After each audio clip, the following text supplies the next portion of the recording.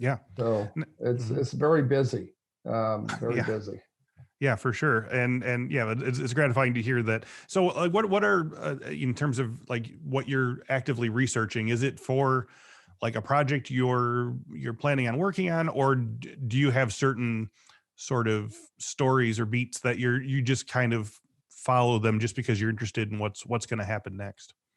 Well, I'm actually working on a book for GRC on GRC, governance, Oh, risk, yeah. and compliance. Right. So that's something I'm working on. I'm also have another book out there that's really, you know, looking at expanding my dissertation from my doctoral program, which was called Tweeting Dystopia: The Impact of Cyber Mediaries on the Making of Public Policy. So Okay.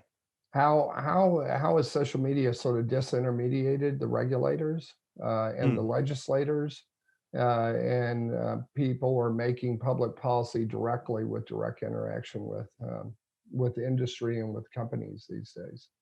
So um, these are topics that really interest me. yeah.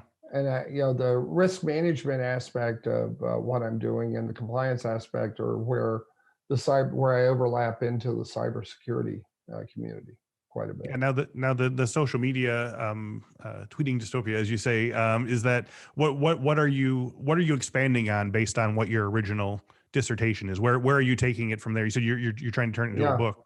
So Um, the original dissertation was I was curious about how is disruptive technology actually changing how public policy is made? Not there's a lot of people who have looked at how technology and public policy interact, but I was curious as to how, you know, how does disruptive technology actually disrupt? How does it disrupt yeah, society, right. and so on like that? And in fact, I basically came to a definition of disruptive technology that really, if it doesn't, it's not disruptive unless you actually are changing how society operates. All right. Right. Yeah. There's a lot of technology that vendors claim is disruptive, but you know, really, does it really change our lives that It's quickly? yeah, that's becoming a bit of a catchphrase at this point rather than an actual phenomenon. Yeah, yeah, that's exactly. There's a certain a comedy show about Silicon Valley, right? Oh Where yeah, yeah. they There have you the conference called Disrupt every year. So the go. Right. Disrupt conference. Right. So, um, but I really think it's not truly disruptive unless you disrupt, you know, how society itself is organized or works and so on. Yeah. Are Uh, there any particular sort of disruptive trends that you see sort of coming down the pipe that people should be sort of preparing themselves for in that regard?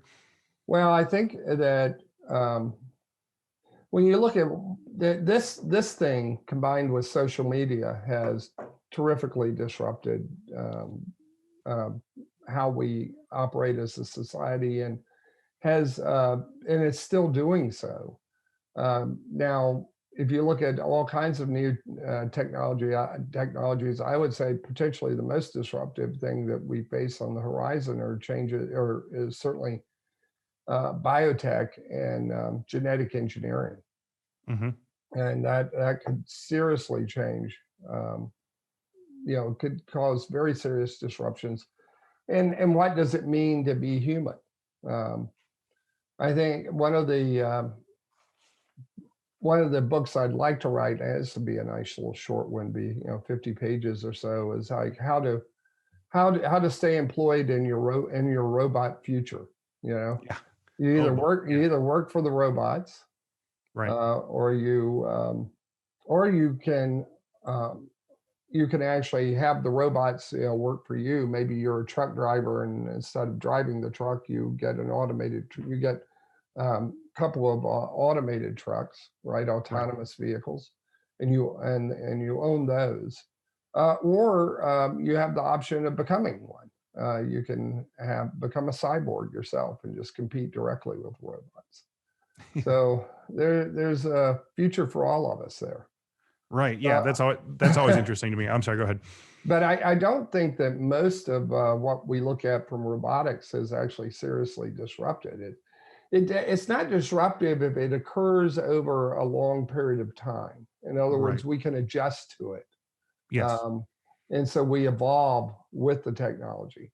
Where Right. things get disruptive is when all of a sudden some genius comes up and he says, I can compare faces of women to faces of cows or whatever, and you create a new social media Right. that begins to get a life of its own. Um, and and then not only that, we can take it where we go, anywhere we go, um, Right. and even sleep with it, Yeah. and that becomes pretty disruptive. I would imagine things like deep fakes as well, where it's happened so quickly and so thoroughly that it's very, very hard to even imagine to sort of like how to sort of vet or fact check or anything like Yeah, that. Like it's just sort of happened right now. yeah, exactly. It is. There's things like that that can just sort of pop up overnight, and they become extraordinarily disruptive. And thanks to the fact that most of what we spend time as humans making these days um, is made with digital putty. Right. These things can just pop up and be very surprising. New episodes of the Cyberwork podcast are available every Monday at 1 p.m. Central. And don't forget to check out our hands-on training series, Cyberwork Applied. Each week, expert Infosec instructors teach you a new cybersecurity skill and show you how that skill applies to real-world scenarios. Go to infosecinstitute.com/learn to stay up to date on all things cyberwork.